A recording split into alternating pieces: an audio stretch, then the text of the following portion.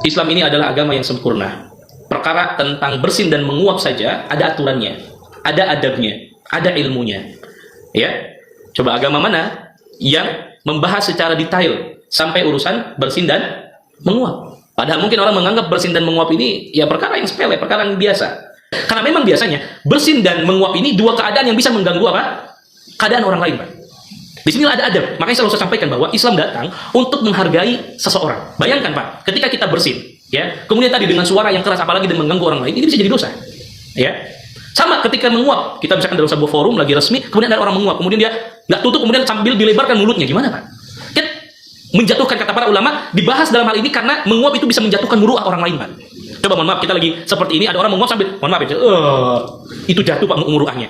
Ya, apalagi misalkan tokoh masyarakat, ya, pejabat gitu kan, lagi rapat kemudian gitu kan, itu jatuh pemuruannya. Maka datang Islam untuk apa? Ngasih solusi, tahan pakai apa? Tangan dan lain sebagainya. Itu dijelaskan oleh para ulama. Apalagi tadi orang bersin kemudian sambil apa? Mengeluarkan suara, apalagi sambil teriak misalkan, ya sudah. Nah, ini bisa jadi dosa, mengganggu orang lain. Sekali lagi bahwa kita diperintahkan untuk menghargai orang lain. Maka datang syariat ya menjelaskan kepada kita tentang adab-adab ini, dan ini menunjukkan betapa Islam sangat menghargai hak-hak orang lain. Ya, mohon maaf, bersin kan keluar Pak sesuatu dari mulutnya, ya. Ketika orang menguap pun keluar sesuatu dari mulutnya, maka ini dibahas oleh syariat. Allah Ta'ala a'lam. Tetapi nanti akan kita sampaikan betapa pentingnya kita mengetahui tentang adab bersin dan menguap. Berdasarkan hadis yang sahih dari Abu Hurairah radhiyallahu taala an, dari Nabi sallallahu alaihi wasallam, di mana Rasulullah sallallahu alaihi wasallam bersabda, "Innallaha yuhibbul utasa wa yakrahu tatha'uba." Sesungguhnya Allah Subhanahu wa taala mencintai bersin dan Allah membenci menguap. Nah, nanti dijelaskan oleh para ulama, kenapa bersin itu Allah lebih menyukai dibandingkan orang yang menguap? Karena orang yang menguap itu tanda biasanya apa? Satu, tanda orang ngantuk, malas. Perut sudah kenyang, ya, ngantuk, malas ibadah. Beda dengan bersin. Bahkan mungkin kalau ada dokter di sini bisa saya pernah baca satu tulisan yang menunjukkan bahwa ketika orang bersin itu justru bagus, dia mengeluarkan sesuatu apa?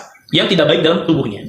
Tapi beda dengan orang ngantuk. Bahkan nanti, ya, menguap itu dikaitkan, dinisbatkan kepada syaitan. Kenapa? Karena syaitan itu paling suka kalau ada lihat orang yang sedang apa? Menguap. Maka Nabi mengatakan sesungguhnya Allah mencintai orang yang bersin. Makanya tadi ketika bersin kita apa? Memuji Allah. Ya, kebaikan dari Allah Subhanahu wa taala. Jadi jangan apa? Dilarang ketika ada orang bersin, kamu ini bersin aja. Jangan, Pak. Ini nikmat dari Allah. Ya, makanya ketika ada bersin kita apa?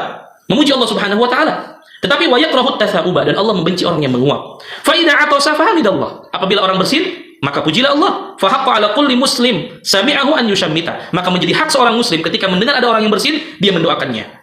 Wa ammat tatha'ub. Adapun menguap fa innama huwa minasyaitan. Menguap itu adalah dari syaitan. Nanti akan kita jelaskan.